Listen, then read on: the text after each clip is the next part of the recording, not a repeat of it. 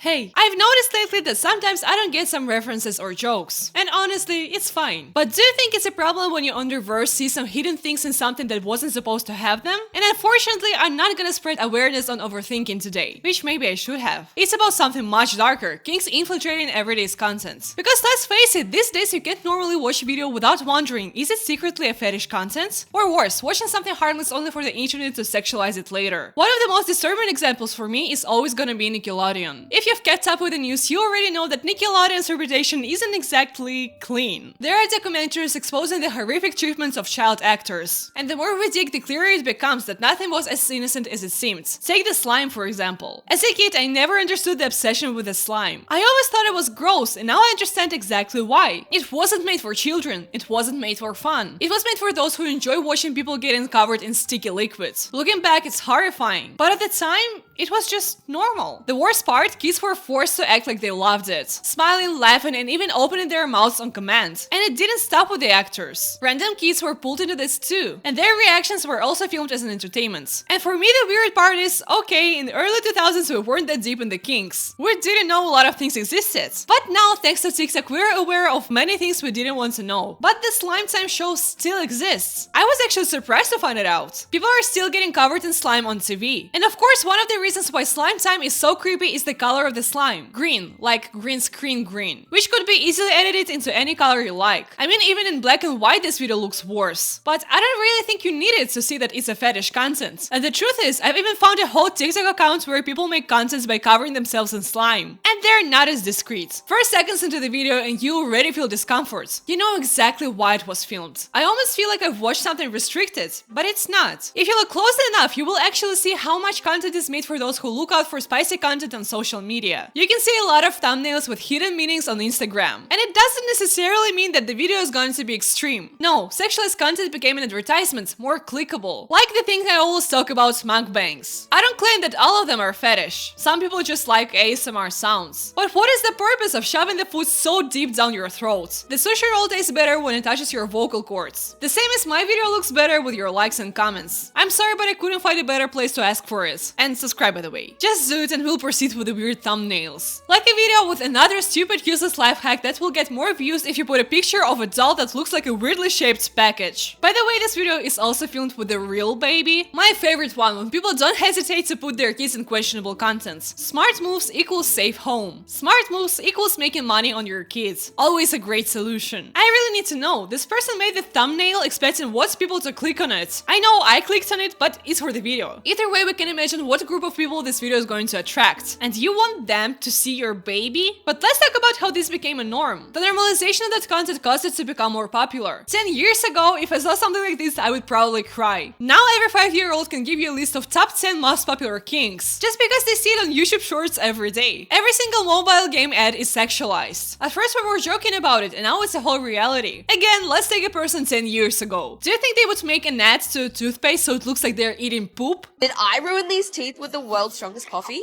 With just a spoonful? But don't worry, they made the poop on the teeth more realistic the next time, using Dubai chocolate. I just want to ask the guys who agreed to be poop in the mouth guys, was it worth it? Remember how before we would laugh at someone and they filmed some ad about hemorrhoids? Nothing's bad about hemorrhoids, by the way. Now people straight up spread poop on their teeth like butter on the bread, and it's okay. I can only applaud their confidence. By the way, if you're interested, did they become better at recreating poop? Unfortunately, no. Too watery for my taste. But if you come back to game ads, I think I know why they're so over-sexualized. Communities kind of make it themselves. Every game has that tiny fraction, or sometimes just a fraction of the community that sexualizes every character. Like a male gaze Ellie from The Last of Us. I truly don't know if this exists for real and people are fantasizing about it, or is it just a meme and I am naive. But almost every character has been fetishized, especially after AI became better at making pictures. Dream views. What is yours? Mine is probably the guy from the Friday 13th. He just looks the most likely to end my suffering. I get it. You're horny, go watch some corn. Why do you want to do that with a Scooby-Doo? And that scares me, that no one is safe from that. And if AI is going to become even better, how are we going to define what is real and what is not? One thing is being scared of sexy Kratos. The whole other thing is trying to prove that it's not you licking his nipples, it's AI. But I think our brains have rotten so much that we can do all the jobs ourselves, even without the internet. Lord, it's done!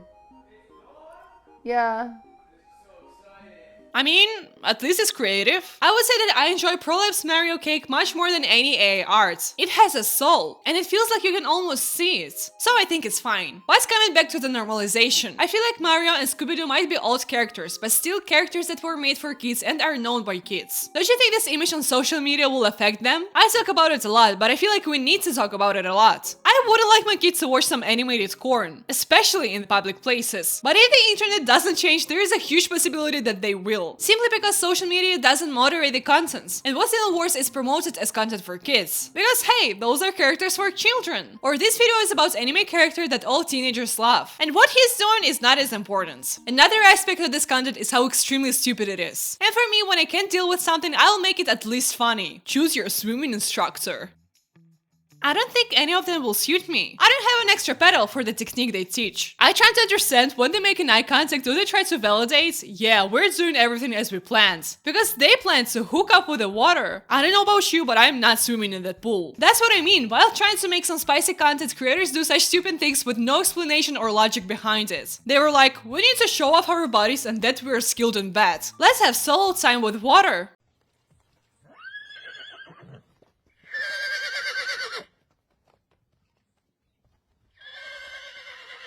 Haha, woman chooses a cucumber to pleasure herself. Nothing new. There's another thing I wanted to discuss. What's with the sounds? Why is it a horse neighing? Honestly, don't want to know and don't care. And for every guy feeling bad in the comments, don't worry. Only a small percentage of women like to be stroked up to their lungs. Or at the end of the day, you can always find yourself a nice pool.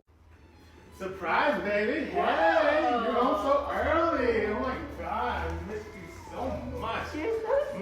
I know. I get it, spicy plots are not that deep, but you can at least try. Especially after finding out how many times they use that surprise. Where is all creativity? What's next, asking AA for some fetish content ideas? I wouldn't say that people who are watching fetish content on social media are the sharpest tools in the shed. Yet with your content, you're making the situation only worse. Who in the world would hide their mistress behind their back? Come on. Still, I kind of want to know their neighbors. Their surprises always happen in front of the open door. And even if they're not naked, I would gossip the hell out of them. But maybe I'm wrong and they're just a big loving family. Just like those guys. You all sleep together? Honestly, couldn't care less who sleeps with who. I just want to know what kind of role the pineapple serve in their relationship. I'll just hope it's a metaphor to their love. Still, I don't get why they have this need to share it with us. It's not a thing I would post about myself. But let's be clear, I wouldn't do any of the things I showed you. Especially those in the public places.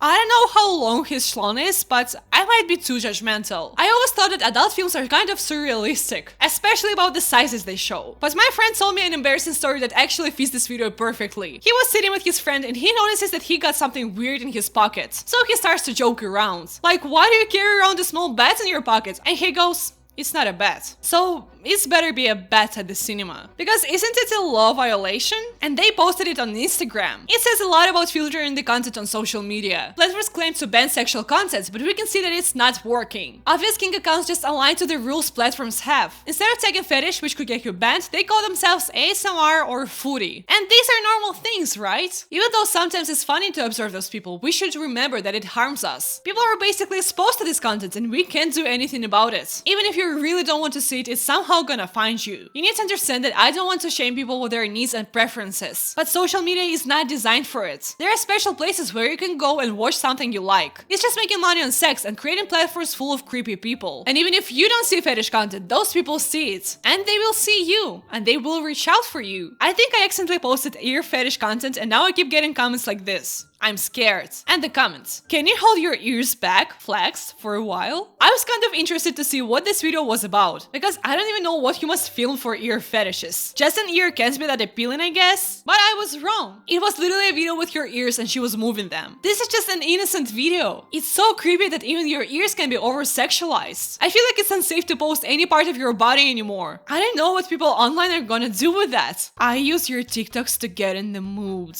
Wow, this is information not none of us wanted to know. But I think the times when you need to get creeps out appear so rarely. This guy would be extra useful. By the way, this person is the greatest example why social media has age restrictions. You don't want them to communicate with your children. You won't let that person near your kids offline. So why should they have access online? Those creeps aren't lurking in the corners of the internet. They're right here in your comments, in your DMs, on your FYP. She doesn't know it yet, but this video will end up on the wrong side of TikTok and she'll get hundreds of comments about how her boobs look in this shirt. It's time for us to accept that there are no sides of TikTok. It's one app, one social media. And there is no such place where you won't meet people who will comment on your body or write something weird or creepy. Even though some content is targeted for different people, that doesn't mean that you won't see them. The internet shouldn't be a place where existing in a video turns you into unwilling fetish material. But until platforms take responsibility, we can only pray that our ears won't go viral. Platforms like TikTok don't just promote fetish content which could get banned. They have other ways to do it. Instead, they boost borderline materials that hint at fetishes without crossing clear lines. Like accidentally showing your underwear or getting covered in slime. Why? It keeps content monetizable. It makes users stay, either trying to figure out what is going on or liking this content. By the end, boosting the watch time. Also, this kind of content brings you a lot of reactions and interactions. It starts debates in the comments, shares, and replies. And even if only 1% of people enjoy this fetish, their obsessive interaction signals to the algorithm that it's a good content. And if you report this kind of behavior, what's gonna happen? Nothing. If you're sexualized without your consent, you were just told to block them, while the fetishists are going to stay on this platform. So you know what to do. Don't engage with those videos. And please, don't forget to like, comment, and subscribe. I am a small creator and it is really important for me.